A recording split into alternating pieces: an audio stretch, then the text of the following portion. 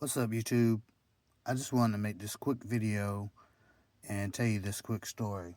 A couple of days ago, I went to CVS to buy some insulin for my father, and I also wanted to get some needles while I was there. So I got the insulin, no problem, and I asked the young lady that was at the customer service desk for the needles, and she looked a little confused, and she went back and she got some needles, and then she gave them to me, and I thought they were the right ones. I was just checking this gauge, which is like 8 times 31. Needs to be a particular size. So once I verified that and that they were shorts, like you see up in the top right hand corner, insulin syringes, short, and you see the size on here. Once I confirmed those things, I thought I had the right thing, and they were in a box. So I couldn't actually see them. So I paid the lady, and I went home. And when I got home, I opened the box, and it was something that you call pin needles. So it was a totally different type. So I called CVS on the phone and got through their little automated system, and they were like, nope, we can't take them back. Sorry. And that really just didn't sit with me the right way. So I was like, let me see what I can do. So I called CVS again on a different call, spoke with a manager, and he was like, oh, there's another store manager coming in like in an hour. Give us a call back. So I said, okay, whatever. So I called back in an hour, and I got a lady named Amy. And Amy was kind of rude, and I was like, well, Amy, maybe I can leave such and such a voicemail. And she was like, well, I'm not going to give you his personal cell phone number. And that's when I kind of got a little annoyed. But I held my cool pretty much. I try not to get mad um, because I have a temper sometimes. I try not to get mad, so I just was like, okay, whatever. Um, and then that's when I began to, decide that I was going to actually speak with Daniel some one way or another. So I went back to the store, the following day. And I saw Tom, the first guy I spoke with, and then I said, hey, Tom, is Daniel around? And he was like, yeah. He had this funny look on his face. And then I looked at the other guy, and that was actually Daniel. So I went up to Daniel, and I was talking to him and told him what the problem was. And I could tell he didn't want me in the store. So he kind of was like, well, let me come over here and follow me, and let me give you this 1-800 number. So I was like, okay, they're going to try to give me the runaround, but I'm built for this. Okay. Um, I went over there and got the 1-800 number, and decided to give them a call. Gave them a call. They were closed. And you can see my anger level is increasing.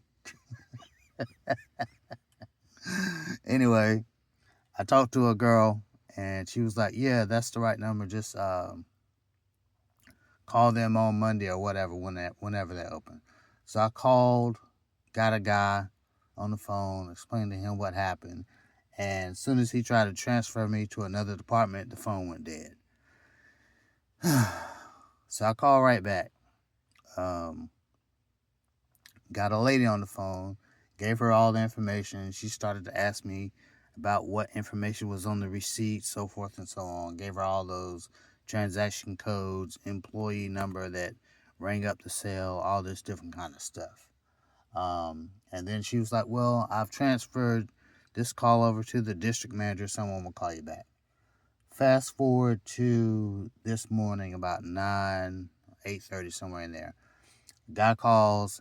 I explained the story to him, probably fifth or sixth time I've, had to tell someone what happened.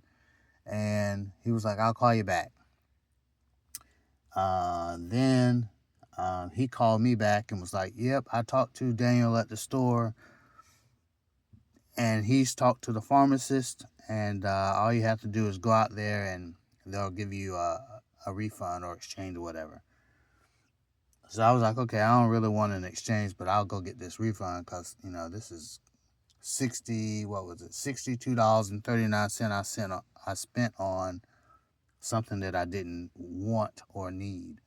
And I felt like since the pharmacist gave it to me, she's trained, on what insulin syringes are supposed to be and, the different types and so forth and so on, I would imagine, then I'm partly to blame, I guess, because I didn't see the picture on the box. And she's partly to blame because she gave me the wrong item. But she works there and I don't. So anyway, we went through that. I called out there. Well, I didn't call it there. I went out there this morning looking for Daniel, and Daniel was nowhere to be found, but his cashier was available. So she told me that Daniel had already spoken to the pharmacist and to just go over there and get a refund or exchange or whatever.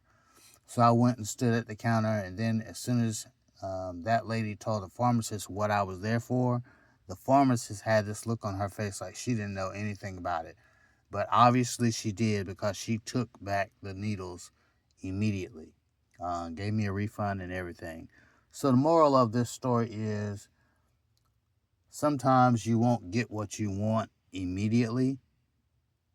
But if you go through the right channels and try to maintain your composure and speak to the right people like you have, some level of maturity and intelligence, you'll probably get a lot further than you will if you just, blow up and, knock things off the shelf and call everybody this name and that name, and how they're treating, excuse me, how they're treating you unfair and so forth and so on. So that's the moral of the story.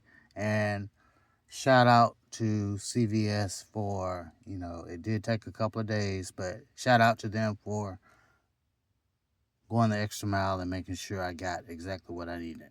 Customer is satisfied after 5 or 6 days, but we got the job done. So the moral of the story is try to do things the right way, and hopefully it'll work out for you.